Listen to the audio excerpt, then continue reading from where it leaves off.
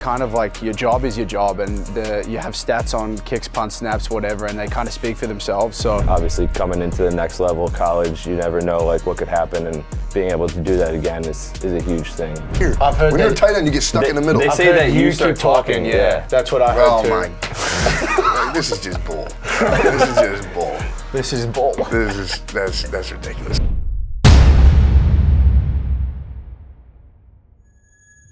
What's going on, Nittany Nation? This is Andrew Rappelyea, your host of the Lions Den podcast. Today I'm here joined with two members of the special teams unit, Tyler Duzansky and Riley Thompson. I'm going to pass it over to them just to give them a little opportunity to introduce themselves, where you guys are from, you know. Yeah, first, really excited to be on. Appreciate you having us. Yes, sir. Tyler Duzansky from Glen Ellen, Illinois. Redshirt senior, so my 5th year here at Penn State. Long snapper, number 48. Appreciate you having us on, Rap. Riley Thompson from Melbourne, Australia.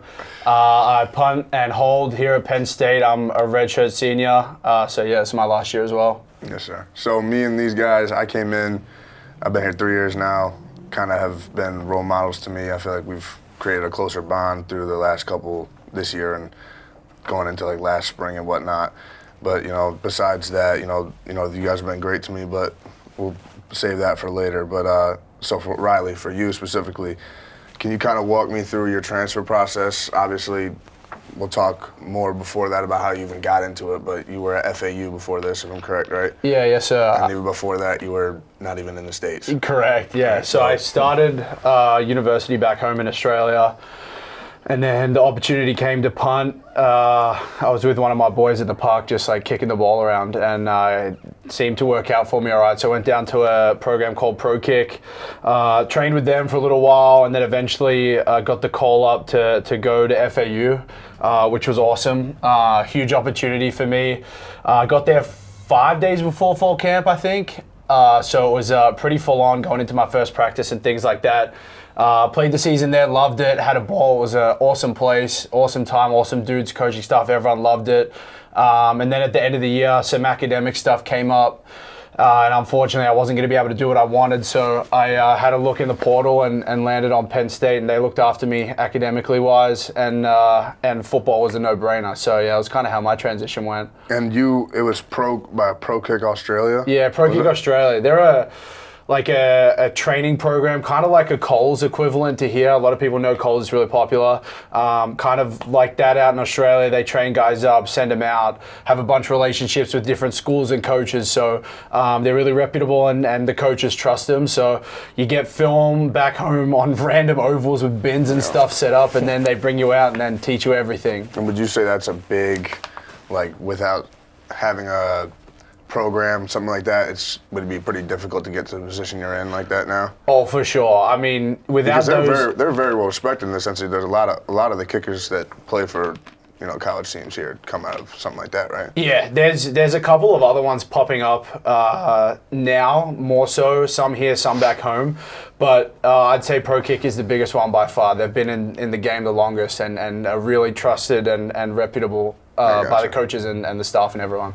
And on the note of football, you know, how would you say it's different in the sense of, like, you know, here to there? You know, you guys obviously you're playing footy with the boys and all now you're playing in front of 107,000. What's that like? What's the difference in that? You know what I'm saying? I mean, when I was playing footy with the boys back home, I was probably playing in front of 250 people at a local park. Not that I didn't love it and loved every minute of it, but yeah, the size is just non-comparable. I mean, we have the pros back home, which is similar to the pros here. They have like 100,000 seat stadiums and things like that, but there's no college version of it back home.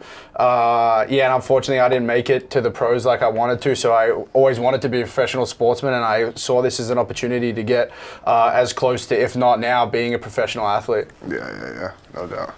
And then making that move here, what would you say was the biggest change, you know, taking that step outside of your comfort zone? Obviously, leaving family was not easy, but, you know, just overall change. Like, how was adapting to that? I'd say, like, the commitment and hours. Like, that was something that was spoken about, and you kind of saw like guys would send back stuff that they were doing and you'd read it and be like, wow, but it's not until you get here that you realize the actual commitment that we all make. We sacrifice so much for so long of the year. Like we don't really get holidays at all. We're working year round, and it's not like it's short days like you're in there for a couple of hours. Like you're in there all day getting work in. So I think that was probably the biggest adjustment, but once you get rolling, it's kind of like everything else. You just keep stacking days one after the other, and it kind of just rolls from there. But at the start, I was like mind blown. I was falling asleep in meetings, and they like hit me to wake up because I just couldn't believe the length of time that we spend there.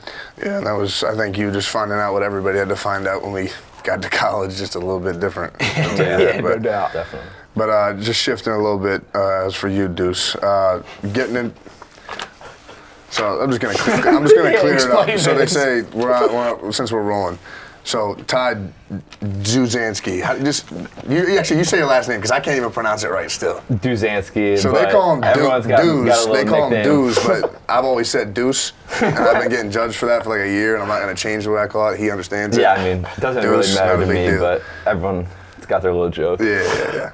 So for you, getting into football, obviously you have a brother who plays in the Big Ten as well, which we'll talk a little bit more about. But you know, how'd you get into long snapping? I know I have a buddy who did Cole's long snapping like academy, I think it was, or something. Yeah. They kind of, in his sense, for kickers, kind of develop you to get those opportunities as special teams. Yeah, right? kind of like he mentioned. There's like two, like snapping specialist kicking like coaches that you can go to. One's Cole's, like he mentioned, and then another one is called Rubio Long Snapping. Same type of program, just different ownership. But I didn't start snapping until like in game until my junior year of high school, which is kind of like later to the process. Most snappers are starting when they're like little league or whatever. So didn't start actually playing until my sophomore year, and then junior year came around, and the snapper from the previous year had left and gone, like graduated.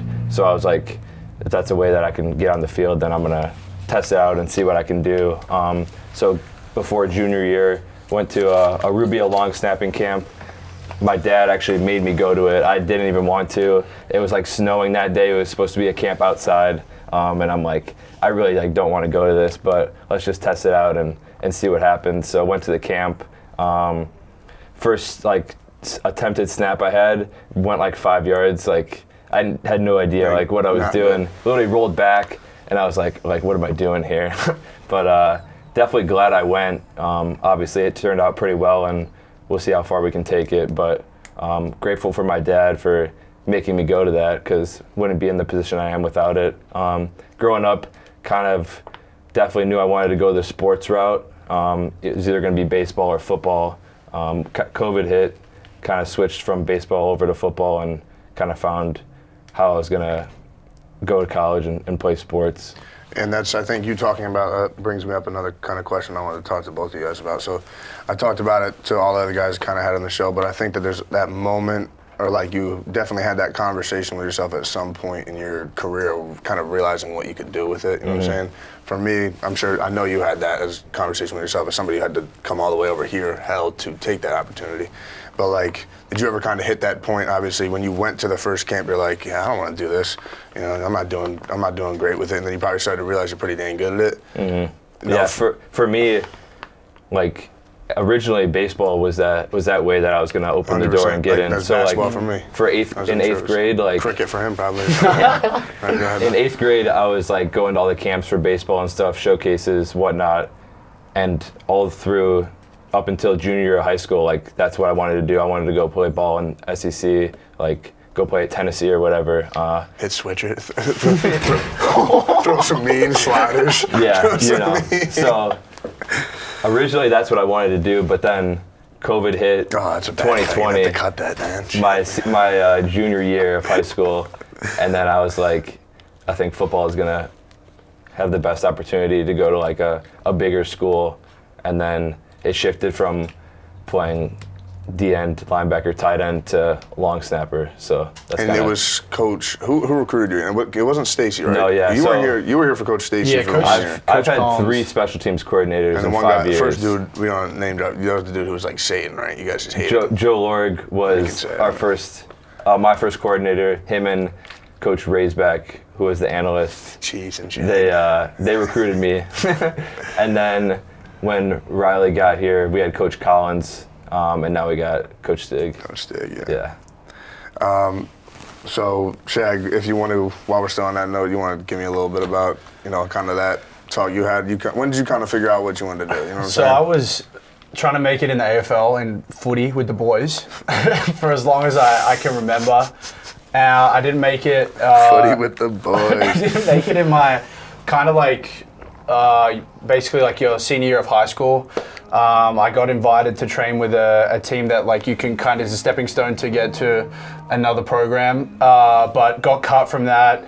Then tried again at a state level league, got cut from that, and it didn't work out. And then I started this ProKick journey, which I really wasn't like thinking too much about, and then got some film and sent it to the guys there. And one of the main guy, Johnny out there, he said like you could seriously go big with this one, like could seriously boot it. Yeah.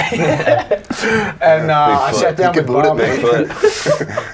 Sat down with Mom on the couch, and she was just like, "You're an idiot if you don't take this opportunity." And that was kind of the moment where I was like, "Yeah, let's go, let's rip it." Yeah. Mama Shag had told you to get going. Yeah, she told me to get a move on with it. Once I got the nod from her, I said, all right, we're rolling. And I think that you can definitely say that when you look back on, it's probably been a long time since you made that decision, but for me, it was like I said to the other guys who had on, COVID happened. You were obviously a little bit older than me, probably coming towards the end of your high school time when that happened, right? Junior year. Yeah, so for me, I was a little bit younger, but it was just an opportunity, all right, I'm not that good right now. I want to play at the next level, so it's like I gotta start picking my stuff up and get my things together. But kind of going back, so Deuce, you obviously got a brother playing. It's not. You don't have to swallow left every time, bro. So kind of going back to that a little bit. So you have a younger brother, right? Yeah, younger brother, 2 years younger. Grew up playing everything together: baseball, football. Went to the same high school. So got a year together on varsity, which was pretty cool. And then once I started snapping, he kind of picked it up after me, which was cool to see. Always just like pushing each other. And then he was able to go to Oregon to play. So last year played against him in the Big Ten Championship, and then got to play against him again this year. That makes me wonder too. So was it more of like a big brother, little brother relationship, or was there really like competitiveness in that sense? You know what I'm saying? Yeah, there's nothing wrong. Like for me, I'm the big dog. So okay. He might actually be Big Deuce. He's you taller. Think he's big taller. Deuce? Yeah. Both Deuces look the exact same. I got like 20 lbs on him though. So he's taller than you, though, right? Look the same. He's definitely taller than you. He's like 6'5". I'm like 6'3.5". You're not 6', dude. You're like 6'2" on a good day, buddy. Let's not. We can measure it out on the show. I'm 6'3". Let's measure it out on the You're show. not 6'3". I'm 6'3". I'm 6'4", bro, I'm barely. 6'3". And I'm like 2 inches taller Let's than measure you. it on the show. We could get up at the end of this and do a back-to-back-to-back. For hell's sake. I caught myself right there. I did. All right, so, talking a bit about that, kind of wanted to get into your guys' relationship a bit, how you guys have become so close in your time here, obviously. So playing for all these different special teams coordinators, how has that been, being able to, obviously we're in a situation right now that is undeniable about, it's not easy, but, coming in, new guy, new face, and just, attacking the same thing every single day. I haven't had to deal with that, I will say, and I'm very grateful for that because, making a relationship with somebody, showing them what you can do talent-wise, reproving yourself again, all that. Like, what's that kind of like, Obviously, both of you can go ahead. I think I can say we've been pretty lucky here. Like, we've had really good coordinators every time they've come in, so that's definitely made it a lot easier. But I think, like, as specialists, it's kind of like your job is your job, and you have stats on kicks, punts, snaps, whatever, and they kind of speak for themselves. So I think in that sense, it's kind of lucky that there's not a whole new lot of scheme or different things to learn in that sense. Like, at the end of the day, I'm still kicking the ball, he's still snapping the ball. It's the same thing. So I think that makes it a lot easier for us as specialists. But as I said at the start, it's lucky when you've got such great coaches coming in that like really care about the boys and the players and developing them. And the boys. And credit to Penn State and then the coaches for bringing such good guys in for us. But I think the main thing for us is our job remains pretty stagnant with whoever's there. So you just got to keep your main focus on doing what you do. Yeah, no matter what coach or other players are there, like our jobs are still the same. Yeah. Like it's going to be the same thing, same process and all. But obviously the coaches have done a great job helping get us to where we're at this season. Obviously with special teams we're doing pretty well. But even in the past, like when new coaches come in, for me, like having a great work ethic is that something that like can prove your respect like from others and coaches. So when a new coach comes in, it's like I'm going to show them like who I am as a player. And obviously I've had 3 coordinators, so I've not only had to do that like every day, but you see new faces a lot. So it's challenging, but also a good thing, I feel like, just seeing different people and everything. And I think that's the thing that, just saying, you basically said it without even saying it, you got to be able to show up and do your job every day. Yeah. Regardless of what the situation is. No matter and that's the circumstance, situation, like and that's do the your thing job. that people not to say like specifically, but a lot of people don't understand about when you're playing football at a high level like this. We're the same age as a lot of regular college students. Students who are not doing the same thing athletically. And I think the thing that kind of just goes over the heads of a lot of people is just like, I don't know what's going to happen to me in 2 months. Yeah. And that's the reality of it. Yeah. I got 3 years of eligibility. You don't us. know what's going to happen. You don't know what's going to happen. And it's like you got to bear the burden of, actually, having an academic opportunity here is not a burden. So I will take back what I said. But you got to be able to go in every single day and do, go to class, handle your business, and then come in with. Like when we came in that Sunday, none of us knew we were going to be playing for a new head coach. Yeah. And it's just like that's how this stuff can change. And I think that, being able to attack the process every day, and I think that circles back to your love for the game. You remember why you did it. There's a lot of stuff in college football that's also like out of our control. So going back to like controlling what you can control and like just focusing on doing your job to the best of your ability. Obviously, no matter what the circumstances, do it for the guys next to you. 100%. And that's why it's like the situation it is now. It's like you got games in the schedule still. You're not going to throw it in. I mean, some people might, but that's not going to be not going to be one of them. Yeah. I know this guy's still going to run the field goal unit like it's freaking. We could be down by 60. He's still running out there. Like We're still rolling out there. The boys are good to go. But kind of going back to talking about rotating through different coordinators and stuff like that. How, from a preparation standpoint, has there been, I talk about who specifically it was, but has there been a coordinator you preferred who kind of just allowed you to, from a preparation standpoint, had his way of doing things you really enjoyed? I know for me it's Stig, obviously, just to, like Stacy, not to knock on him or anything, but I thought there was like everybody has their different approach coaching style wise, and I don't know if you have anything on the top of your head. I'll just talk about Stig just because that's who we've got right now. Yeah. But like we're dominating on special teams this year, and I feel like he's been able to gain the trust of all the players, and when 100%. we execute the plan in practice and then we go into the game and it's executed on special teams, like you just gain that extra like trust and bond with the coaching staff where you're able to trust them, and he's just done an excellent job of that as far as the whole special teams wide. And then just as specialists, he's done an excellent job of knowing that, okay, we've got like some returning starters, so these guys kind of like know their process. So he's kind of letting us take the freedom and leadership of owning it ourselves and just like being able to do our job at the highest level. I think one thing that Stig brings, and I say this every time I talk about him, is energy. Yeah. And I think that like is what depends on what day the energy is. If it's a Sunday. Good and bad. All right. Special teams.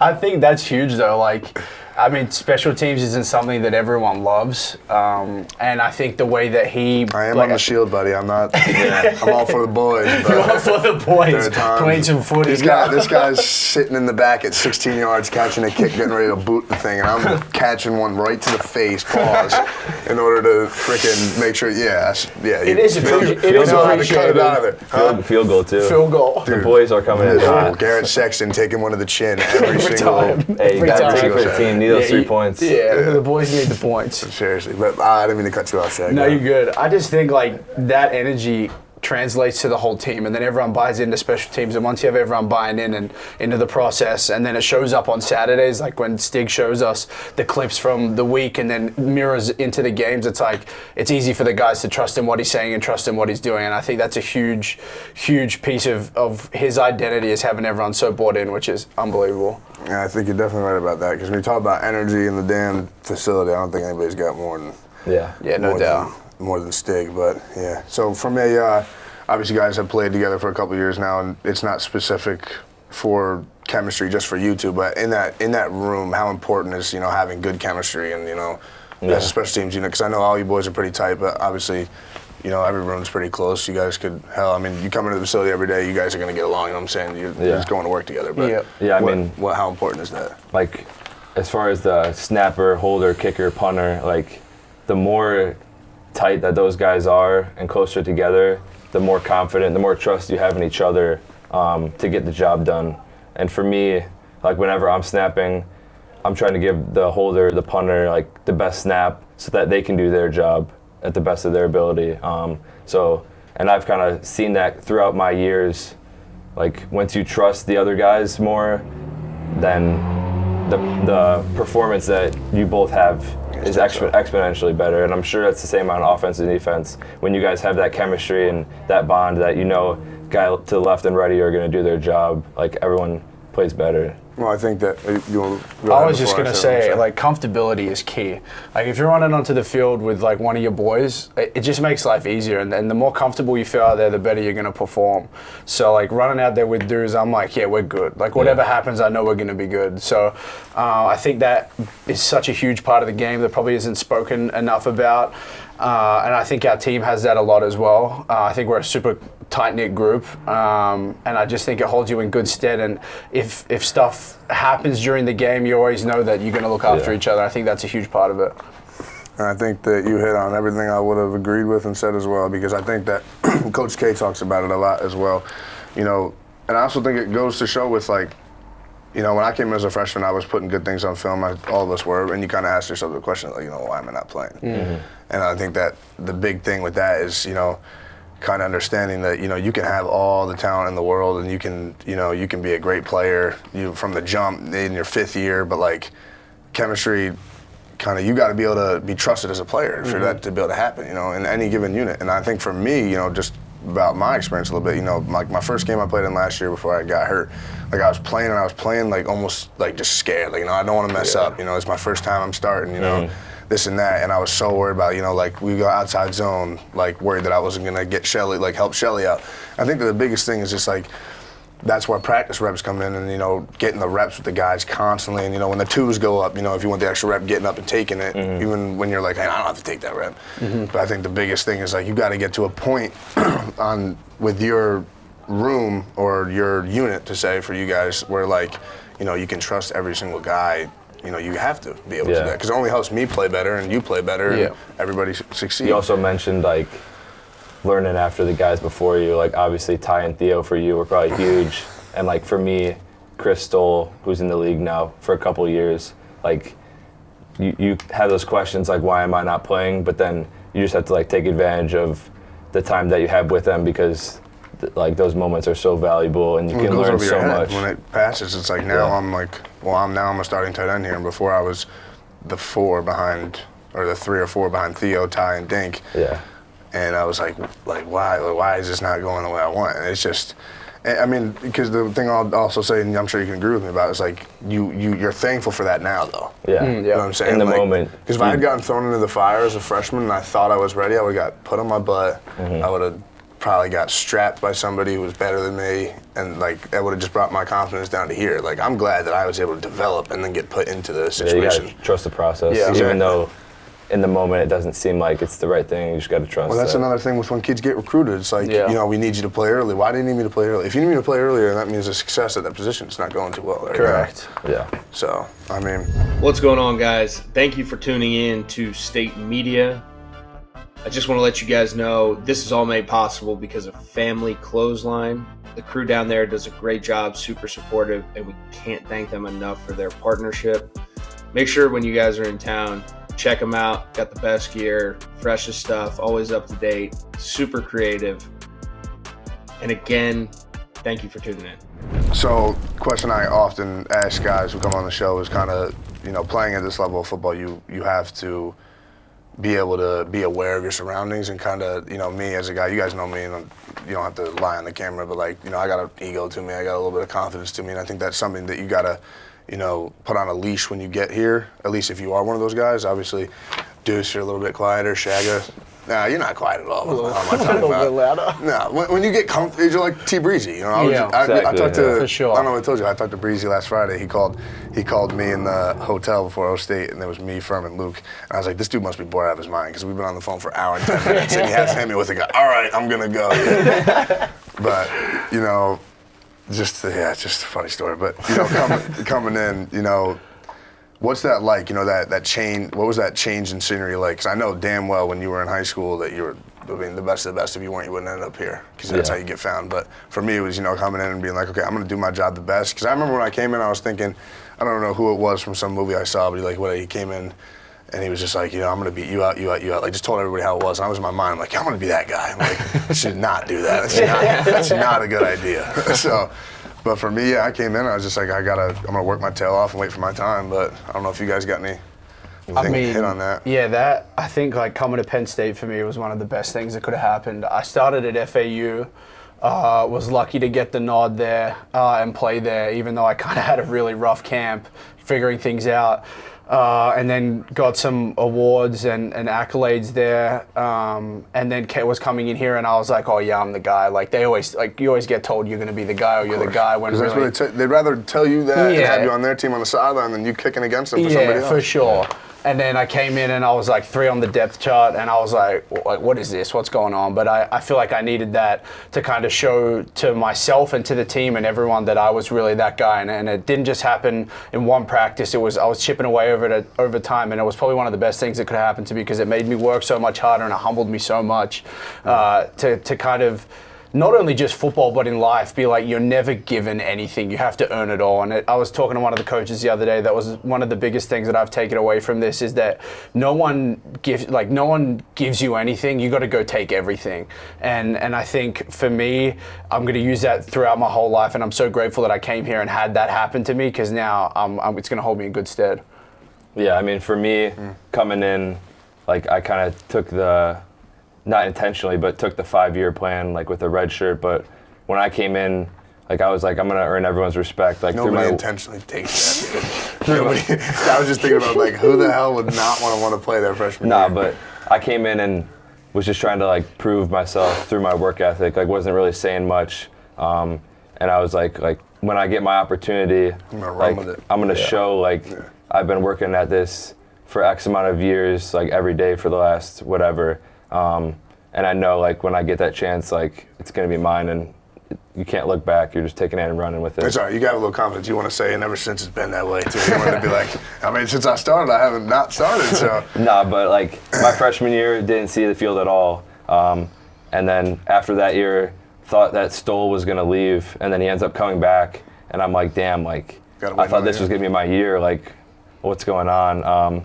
But that only made me work harder, to compete with him, and obviously he's one of the best to ever do it. So you just take what is put in front of you and work towards it. Not everything goes to plan, and you never know if something's good or bad, but you just gotta trust the process. And then when you finally get your opportunity, show not only what you've been working for the past couple weeks, but it could be the past couple months, years, throughout the whole process. It kind of takes me back to the 2023 season. The punt unit had a lot of new faces, a lot of new people. For me, it was a new special teams coordinator, and things didn't go according to plan. We were kind of up and down the first 4 or 5 games, I want to say.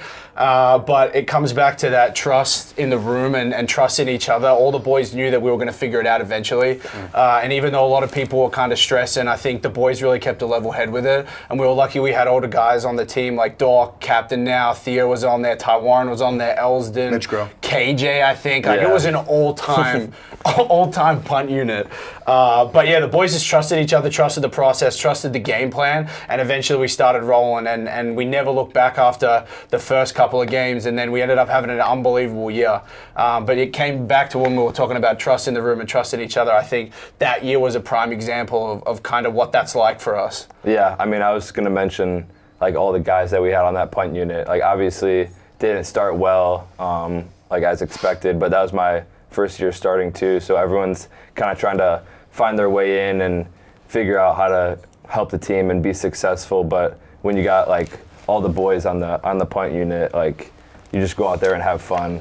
You mentioned like all the guys, so when you walk out into that huddle and you're going out and getting ready, like, you know, you can trust the guy next to you, like we said earlier, and just It makes it a lot easier. and when you're having fun, like you're playing way better. That's what I was gonna just add on to. Like, we started having fun with it towards the end of the year. I think I can't remember what game it was, but we've been doing this thing in walkthroughs where we're in a huddle, like kind of moving around together and laughing, and we ended up doing that in the game and having some of our best games doing stuff or like that. just doing like little things like handshakes, like after a play, like that's like something you look forward to. So like It's like clowning somebody in the huddle before you break it when you're supposed to be locked in. Yeah, slapping, exactly. Slapping Yeah. Dink in the helmet. yeah, you just like when you're having fun with it, you're playing way more Yo, I loose, can't hear way the play better. call, Rap. Stop.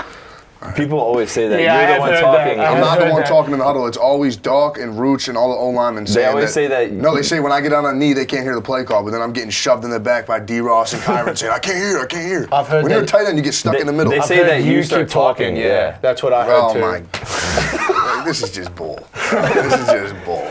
This is bull. That's ridiculous. Just but let the boys get the call. Yeah, how about you just let everyone hear the I call? always let the boys get the call. Half the time the boys don't know what the call is, but they're hearing it. All right, well, just to kind of wrap things up, because it's kind of something I always kind of like to close with and ask somebody with, but, you know, it could be very different for everybody else, that's why. But so everybody kind of has a reason why they, you know, do what they do. For me, it's my family. You know, I got hurt last year. My mom and dad were there for me through thick and thin. Sent me to prep school to get the opportunity to get here. I would have been at Long Island University, maybe Monmouth if I didn't take that year. But like, you know, what is it like in your, you know, behind the scenes for you, you know, why you do what you do? You know, obviously you can still be very blessed growing up and have those days that, you know, you caught up, you know, needing that support. So for me, it's my family. I know that if you want to talk about I would that second that. Like, it would be definitely my family is my why. I would never be in this situation without them.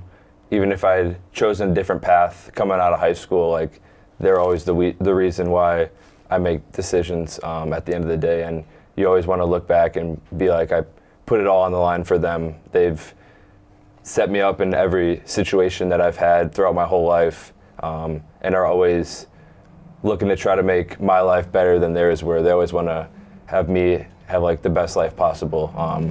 So I'm sure it puts a smile on their face when they get to see you and your brother playing each other. for sure, yeah. Obviously, that's like a big thing. You grow up playing together, and then obviously coming into the next level, college, you never know like what could happen, and being able to do that again is a huge thing. And just super thankful for them that they've helped me get to this point, as not only like a player but also a person. Like academically, just across the whole board, like wouldn't be here without them. You get the home stretch now, man. Yeah.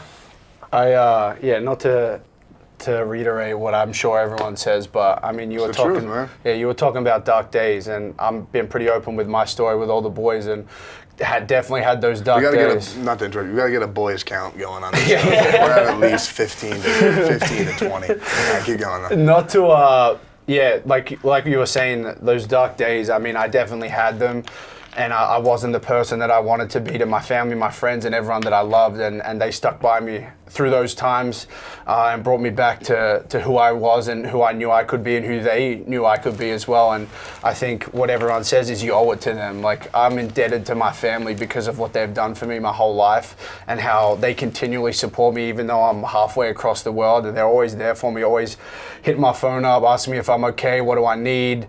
And I think, for me, it's just that constant support, that network that they provide is just like something you can never repay. So I always think about them when you have those long days, those hard days that you don't really feel like going out there, and it's like I got to do it for them to make them proud because they've done so much for me in my life. I think that's a misconception that a lot of people don't really understand, and I just understand simply that you can have a lot of motivation, a lot of hunger, a lot of want to do something, but sometimes you just have those days. Sometimes for me, it was when I was laying in bed, freaking with my knee up on a damn under a bunch of pillows, and I was like, I don't know what the hell is going to be next. Yeah, for sure. Having that support system then, everybody has different things and times when they need it, but. With that, fellas, I don't really got a whole lot more. I appreciate you coming on, chopping it up with me, talking about your life stories, your long journey here. Deuce being a big long snapper, him and big bro, or little bro, my fault. Yeah, little bro, you guys getting the opportunity to play with each other, a lot of good talk there. So I appreciate you guys coming on seriously. And thanks for having us. Of course, man. Thank you, man. And Family Clothesline, thank you very much for letting us shoot this here. And, that's it for this week, and we'll see you guys next week. So thank you very much. Angel Rappelyea.